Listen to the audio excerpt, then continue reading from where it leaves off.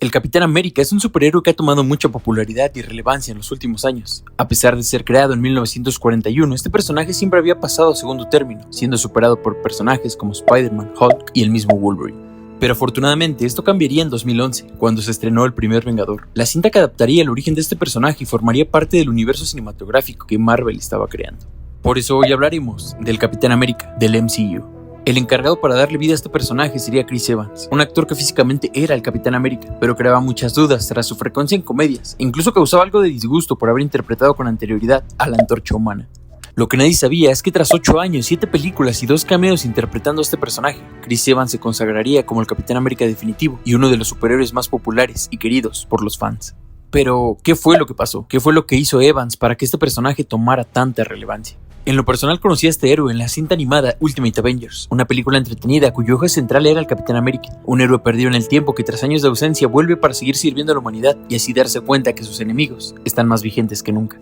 En ese momento, este personaje no despertó ningún tipo de interés en mí, lo comprendía como un personaje bondadoso, con una aura blanca y un espíritu incorrompible, un soldado del gobierno cuyo principal fin es hacer el bien y proteger al indefenso, pero incapaz de mostrar una complejidad que caracteriza a los buenos personajes. Con la llegada de Evans, mi interés y cariño por este personaje se fue acrecentando, un héroe que conoce el dolor, el sufrimiento y cuya mayor virtud es el valor. Un personaje que incluso antes de obtener dotes sobrehumanos ya demostraba los rasgos valerosos y heroicos que son característicos del personaje. Pero esto no se quedaba ahí. Desde la primera cinta se nos muestra la dualidad que este personaje posee, ya que al obtener el suero del supersoldado por momentos se nos deja ver un ligero cambio en su actitud y seguridad que incluso llegaba a rozar con el egocentrismo. Actos que los personajes dentro de la cinta le cuestionan, como Peggy Carter mencionándole que él mismo había dicho ser incapaz de tener contacto con las mujeres, mostrándonos así que este personaje está lejos de ser perfecto. Para sus siguientes apariciones, todos estos comportamientos no quedaron desapercibidos y la narrativa le fue dando una evolución orgánica al personaje, sin hacerla sentir de golpe y recordándonos que este héroe viene de los mismos lugares que tú y que yo. Y eso es magnífico porque además de reafirmar los valores plasmados en las historietas, esta adaptación cuestiona estos mismos y de alguna manera deshace el mito que rodea a este héroe.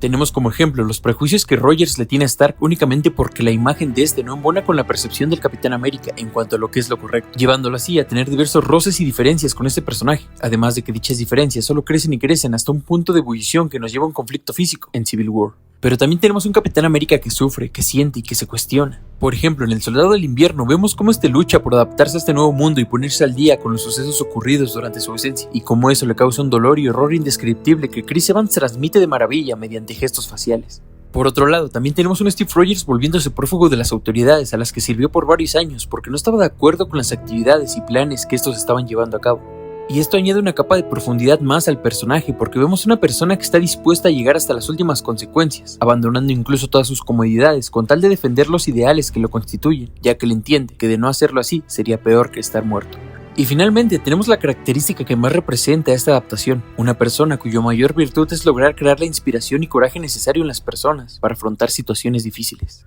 Esto es mostrado en diversas ocasiones, como en el discurso que da a los trabajadores de S.H.I.E.L.D. en El Soldado del Invierno, o incluso el discurso que le da a los Vengadores antes de su cruzada a través del tiempo. Y otras veces es mostrado sin necesidad de brindar ningún diálogo, como en Infinity War, donde cuya aparición llenó de seguridad, calma y fortaleza tanto a los personajes como al espectador. Y finalmente tenemos 2 escenas que a mi consideración son las mejores porque transmiten de manera excelente la esencia de esta adaptación. La primera se da en El Soldado del Invierno, en donde tras tratar de hacer entrar en razón a Bucky, el capitán entiende que imponer algo no es la manera correcta de hacer las cosas y decide entregar su vida a disposición de su amigo para que éste pueda completar su misión, regalándonos así una escena llena de subtexto y lenguaje cinematográfico tan poderosa que nos hace decir, en efecto.